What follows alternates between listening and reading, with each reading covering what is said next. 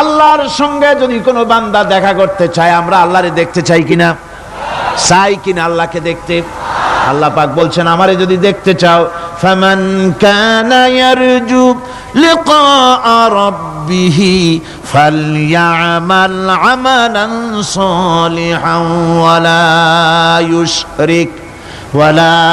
ইউশরিক বিইবাদাতি রাব্বিহি আহাদা।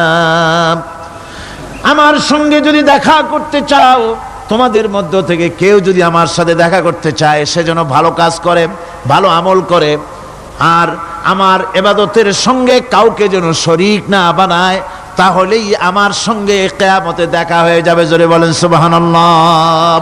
আল্লাহর সঙ্গে দেখা করতে হলে তার ইবাদত করতে হবে, গোলামি করতে হবে, এবং কাউকে শরীক স্থাপন করা যাবে না। এই গোলামি করতে হবে, ইবাদত করতে হবে কতদিন? আল্লাহ রাব্বুল আলামিন বলছেন, ওয়া'বুদ রাব্বাকা হাত্তা ইয়াতিয়াকাল ইয়াকিন। ইবাদত করো, গোলামি করো, যতক্ষণ পর্যন্ত নিশ্চিত সেই সময়টি এসে না যায়, তার মানে মৃত্যু পর্যন্ত আমার গোলামি করতে থাকো।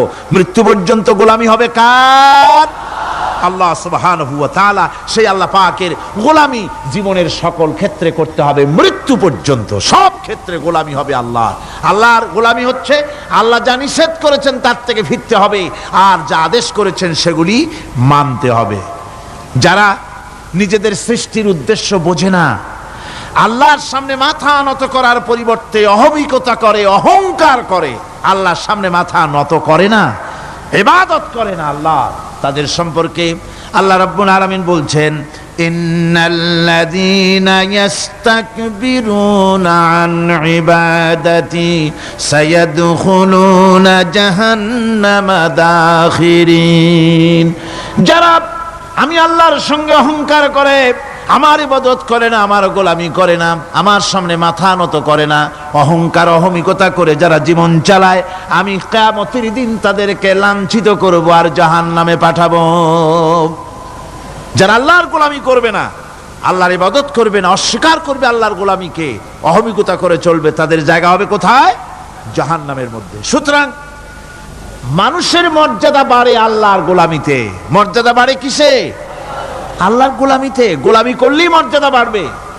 এই জন্য আল্লাহ পাক কোরআনের মধ্যে, কোরআনে কারীমের মধ্যে সবচেয়ে মাহবুব আল্লাহ পাকের মাহবুব বান্দাদের কথা যখন বলেছেন, তখন নাম নেন নাই, আব্দুন শব্দ ব্যবহার করেছেন, গোলাম বলেছেন, বান্দা বলেছেন। আমার বান্দা। বান্দা হচ্ছে মানুষের জন্য সবচাইতে বড় ডিগ্রি আল্লাহর পক্ষ থেকে। আলিম, উলামা, পীর, বুজুর্গ, সাহাবী, পেগম্বর, নবী, রাসূল, সবচাইতে বড় খিতাব হচ্ছে আব্দ। আল্লাহর গোলাম হওয়া, আল্লাহর প্রিয় ডাক হচ্ছে আব্দ। মানুষকে আল্লাহ যাকে সবচাইতে বেশি ভালোবাসেন, যাদেরকে বেশি ভালোবাসেন, তাদেরকে আব্দ বলেছেন। কি বলেছেন বলুন? আব্দ, বান্দা। আল্লাহ পাক এই পৃথিবীতে সবচাইতে বেশি ভালোবেসেছেন কাকে? মুহাম্মদুর রাসূলুল্লাহ সাল্লাল্লাহু আলাইহি ওয়াসাল্লামকে। তাকে আল্লাহ পাক সবচাইতে বেশি ভালোবাসেন। এবার দেখুন আল্লাহ রাব্বুল আলামিন তার হাবিবকে কি নাম দিয়ে ডাকতেছেন? নাম নেন নাই, নবী এবং রাসূলও বলেন নাই। কোরআনে কারীমের ভিতরে রাব্বুল আলামিন তার হাবিবকে আব্দ বললেন। যেমন দেখুন, ইন কুনতুম ফি রাইবিম মিম্মা নাযালনা আলা আবদিনা।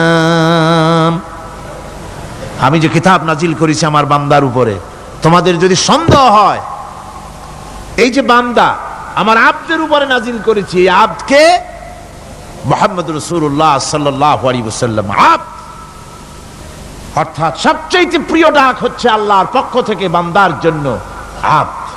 স্নেহপূর্ণ নাম, স্নেহপূর্ণ ডাক, মহব্বতপূর্ণ ডাক। অন্য আয়াতে আমরা দেখতে পাই, তাবারাকাল্লাযী নাযালাল ফুরকানা আলা আবদিহি লিয়াকুনা লিল আলামিনা নাযীরা। অতীব বরকতপূর্ণ সেই মহান সত্তা যিনি তার বান্দার উপরে ফুরকান নাজিল করেছেন। হুজুরের নাম নেন নাই, রাসূল বলেন নাই, বলেছেন আব্দ। কি বলেছেন? আব্দ। আমার বান্দা। এরপরে আল্লাহ রাব্বুল আলামিন অন্য আয়াতে বলেছেন, সুবহানাল্লাযী আসরা বিআবদিহি লাইলাম মিনাল মাসজিদিল হারামি ইলাল মাসজিদিল আকসা। সমস্ত দুর্বলতা অক্ষমতা থেকে মুক্ত সেই মহান সত্তা যিনি তার বান্দাকে রাতের একটি অংশে ইসরা করিয়েছিলেন। এখানে আব বলে আল্লাহ পাক বুঝিয়েছেন কার কথা? কার কথা বুঝালেন? রাসূল করিম সাল্লাল্লাহু আলাইহি ওয়াসাল্লামের কথা, তার কথাই বুঝালেন, তিনি হচ্ছেন আব। সুতরাং আবদিয়ত, গোলামি, আল্লাহর গোলামি হলো জীবনের সবচাইতে বড় কথা। আল্লাহর গোলাম হওয়ার চাইতে বড় আর কিছু নাই পৃথিবীতে। আমরা হচ্ছে আল্লাহর গোলাম। জোরে বলেন আমরা কি? আমরা যে গোলাম সে কথা বলতে মনে হয় কারো কারো একটু লজ্জা লাগে যে আমি চৌধুরী মানুষ বা অমুক একটা লোক, অমুক একজন সম্মানী লোক, গোলাম আমি, এটা বলা কি লজ্জার কথা। এরকম একটু মনে মনে কোনো অসুবিধা কারো হয় নাকি? জোরে কোন তো আমরা কি? কার গোলাম? সুবহানাল্লাহ বিহামদি, আল্লাহর গোলাম। আমরা এমন মহান সত্তার গোলাম, মহান সত্তার বান্দা যার সমকক্ষ এই পৃথিবীতে কেউ নাই, আকাশেও কেউ নাই। প্রচন্ড ক্ষমতার মালিক এমন এক মহান সত্তার গোলাম আমরা। সুতরাং গোলামিটা করতে হবে সব ক্ষেত্রে। গোলামিটা হচ্ছে না আমাদের গোলামি হচ্ছে না। আমাদের জমিনে আমরা জমিন চাষ করি, আল্লাহর গোলামি সেখানে করি না। জমিন চাষ করতে গিয়ে, লাঙ্গল দিয়ে চাষ করতে গিয়ে পরের জমিনের আইল ঠেলে না, এমন এলাকা খুব কম আছে। অবশ্য চট্টগ্রামের কথা ভিন্ন, এখানে ঠেলাঠেলি করে না, এখানেও করে। তো কেমন গোলাম হলাম? জমিনে চাষ করতেছি, পরের জমিনের আইল ঠেলতেছি, যা নিষেধ করা হয়েছে আমরা সেটা করতেছি। আল্লাহ নিষেধ করছেন সুদ খেও না, আমরা সে সুদের মধ্যে যাচ্ছি। আল্লাহ নিষেধ করেছেন জুয়া খেলতে, সেই জুয়া খেলা হচ্ছে। মদ খেতে নিষেধ করেছেন, সেই মদ খাওয়া হচ্ছে। অর্থাৎ যা যা নিষেধ করা হয়েছে সমাজের মধ্যে সেগুলি বেশি করে চলতেছে, ঠিক কিনা? তাহলে কি বান্দা হতে পারলাম? বান্দা হতে পারি নাই, গোলাম হতে পারি নাই। গোলাম হতে হবে আল্লাহ পাকের। কি হতে হবে জোরে কোন? গোলাম হতে হবে জীবনের সকল ক্ষেত্রে। আল্লাহর হক বান্দার উপরে কি, আর বান্দার উপরে আল্লাহর হক কি, এ ব্যাপারে একটি হাদিস এসেছে। ওয়ান মুআজ বিন জাবাল রাদিয়াল্লাহু তাআলা আনহু قال كنت رديف النبي صلى الله عليه وسلم على حمار فقال لي يا معاذ أتدري ما حق الله على العباد وما حق العباد على الله। হযরত মুআজ বলছেন, আমি রাসূল করিম সাল্লাল্লাহু আলাইহি ওয়াসাল্লামের গাধার পৃষ্ঠে হুজুরের পেছনে বসা ছিলাম। হুজুর আমাকে জিজ্ঞেস করলেন, মুআজ তুমি কি জানো বান্দার উপরে আল্লাহর হক কি আর আল্লাহর উপরে বান্দার হক কি? কুলতু আল্লাহু ওয়া রাসূলুহু আ'লামু, বললাম আল্লাহ এবং তার রাসূল খুব ভালো জানেন। আমি কি করে জানবো? আল্লাহ এবং তার রাসূল খুব ভালো জানেন। ক্বালা হাক্কুল্লাহি আলাল ইবাদি আন ইয়াবুদুহু ওয়া লা ইউশরিকু বিহি শাইআ। বান্দার হক হচ্ছে আল্লাহর উপরে এই যে বান্দা গোলামি করবে আল্লাহর, ইবাদত করবে আল্লাহ, আর আল্লাহর সাথে কাউকে শরীক স্থাপন করবে না। এটা হচ্ছে আল্লাহর উপরে কার হক? বান্দার হক। আর আল্লাহর হক হচ্ছে বান্দার উপর কি? ওয়া হাক্কুল ইবাদি আলাল্লাহ আল্লা ইউআযযিবা মান লা ইউশরিকু বিহি শাইআ। বান্দার উপরে আল্লাহর হক হচ্ছে যে বান্দা আল্লাহর গোলামি করবে আর শরীক স্থাপন করবে না আল্লাহর সাথে, আল্লাহ তাকে শাস্তি দিবেন না। সুবহানাল্লাহি ওয়া বিহামদিহি। আল্লাহ তাকে আযাব দিবেন না, আল্লাহ তাকে শাস্তি দিবেন না। সুতরাং তাওহীদের আকীদা মজবুত হতে হবে। আখিরাতের কামিয়াবি এর উপরে নির্ভরশীল। আমরা যদি আখিরাতে কামিয়াবি চাই, কি বলেন, আখিরাতে কি আমরা জীবনের সফলতা চাই? জোরে বলেন, সফলতা চাই? আখিরাতের কামিয়াবি যদি চাই, জাহান্নাম থেকে যদি বাঁচতে চাই, বেহেশতে যদি যেতে চাই, তাহলে আকীদাকে মজবুত করতে হবে। আল্লাহর সাথে কাউকে শরীক স্থাপন করা যাবে না।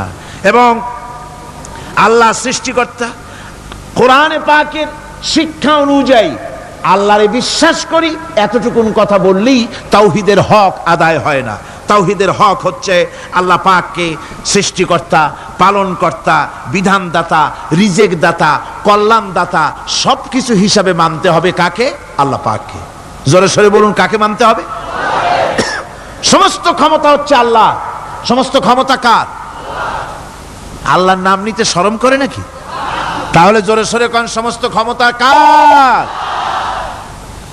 আল্লাহ রাব্বুল আলামিনের এত বড় ক্ষমতা, সাগরকে নগর বানাতে পারেন, নগরকে সাগর বানিয়ে দিতে পারেন, এতিমকে রাষ্ট্রের মালিক বানায় দিতে পারেন, ধনীকে গরিব বানায় দিতে পারেন, গরিবকে ধনী বানায় দিতে পারেন, মৃত্যুকে জিন্দা করতে পারেন, জিন্দাকে মৃত্যু করে দিতে পারেন, পথের লোককে ধরে প্রেসিডেন্ট বানায় দিয়া ফুলের মালা দিয়া গলা থেকে পা পর্যন্ত ভরে দিতে পারেন। আবার আল্লাহ যদি নারাজ হয়ে যান, প্রেসিডেন্টের ফুলের মালার পরিবর্তে জুতার মালা গলায় দিয়া জেলখানার মধ্যে ঢুকাইয়া দিতে পারেন। তাহলে ক্ষমতাটা কার? বিশ্বাস করেন? সমস্ত ক্ষমতার মালিক আল্লাহ। আকীদা মজবুত হতে হবে আমার মুসলমান ভাইরা। আকীদায় গড়বড় যদি হয়ে যায়, তাওহীদ বুঝতে যদি ভুল করেন, জীবন বরবাদ হয়ে যাবে। আর কিছু যদি না পারেন, অন্তত ঈমান ও আকীদাকে মজবুত করে যদি আল্লাহর দরবারে উঠতে পারেন, ফাকাদ ফাজা ফাওজান আযীমা, বিরাট কামিয়াবি আসবে কিয়ামতে। যদি আকীদাটাকে মজবুত করে না ওঠা যায় আল্লাহর দরবারে। সেজন্য আমি কোরআন আমাদেরকে কি শিখালো সেই কথাই বলছি। আল্লামাল কোরআন, কোরআন কি শিখায়ছে? তাবিজ শিখায় নাই। কোরআন আমাদেরকে শুধুমাত্র মাথা ঝুলে ঝুলে তেলাওয়াত, এটা শিখায় নাই। কোরআন তেলাওয়াত করতে হবে, বুঝতে হবে, আমল করতে হবে। কোরআন শিখাচ্ছে। কে শিখাচ্ছে? কোরআন। তার মানে কে? আল্লাহ। কে শিখাচ্ছেন? আল্লাহ সুবহানাহু ওয়া তাআলা শিখাচ্ছেন। বান্দা শোনো ভালো করে। ওয়াইয়ামসাসকাল্লাহু বিদুররিন ফালা কাশিফা লাহু ইল্লা হুয়া। আল্লাহ যদি তোমার কোনো ক্ষতি সাধন করতে চান, তাহলে সেই ক্ষতি থেকে তোমাকে কেউ রক্ষা করতে পারবে না। এটা হবে ঈমান। এটা কি? এই ঈমান যদি মনের মধ্যে আসে, আপনি বিরাট শক্তিশালী বিপ্লবী শক্তিতে পরিণত হয়ে যাবেন।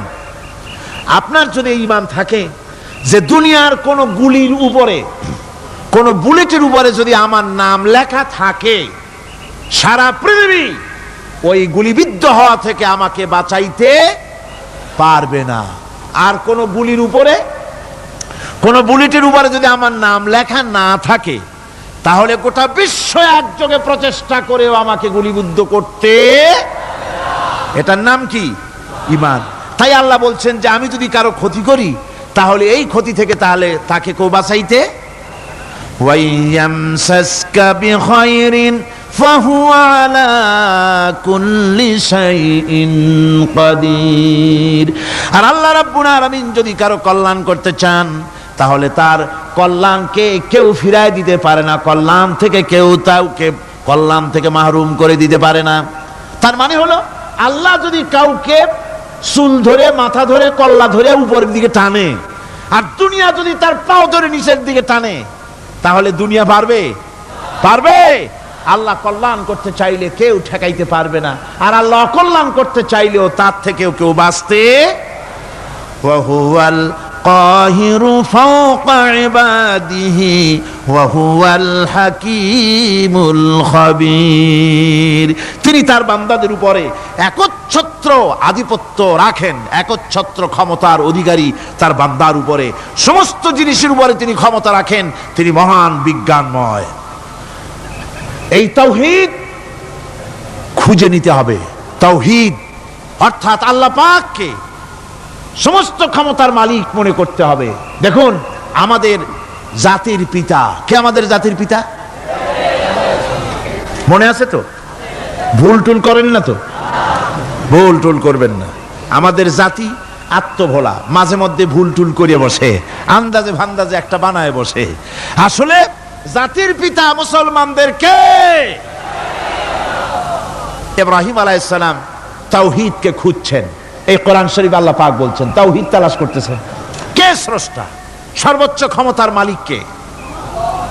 হযরত ইব্রাহিম আলাইহিস সালাম তার এই তাওহীদ খোঁজার, তাওহীদ অন্বেষণ কাহিনীটাকে রব্বুল আলামিন কোরআনে কারীমের ভিতরে জায়গা দিয়ে দিলেন দুনিয়ার মানুষকে বোঝাবার জন্য, শোনাবার জন্য। ফালাম্মা জান্না আলাইহিল লাইলু রাআ কাওকাবান ক্বালা হাযা রাব্বী। তিনি রব সন্ধান করছেন, কে আমার স্রষ্টা? সর্বোচ্চ ক্ষমতার মালিককে, আইনদাতাকে, বিধানদাতাকে, স্রষ্টাকে, কে তিনি? তাকে খুঁজছেন। মনের ভিতরে চিন্তা, মস্তিষ্কে চিন্তা। হঠাৎ করে রাত এলো, পশ্চিম গগনে সুন্দর এক তারকা উদিত হলো, সান্ধ্য তারা। সন্ধ্যার সময় যে তারাটা ওঠে সেটা ছোট না বড়? বড়। সেটা সারা রাত থাকে না অল্প সময় থাকে? অল্প সময় থাকে। সান্ধ্য তারা দেখে ইব্রাহিম আলাইহিস সালাম বললেন, হাযা রাব্বী, পেয়ে গেছি আমার রব, এটাই আমার রব, এটাই হচ্ছে আমার স্রষ্টা, এটাই হচ্ছে সর্বময় ক্ষমতার মালিক। আল্লাহ পাক বলেন, ইব্রাহিম আলাইহিস সালাম তাকিয়ে থাকলেন।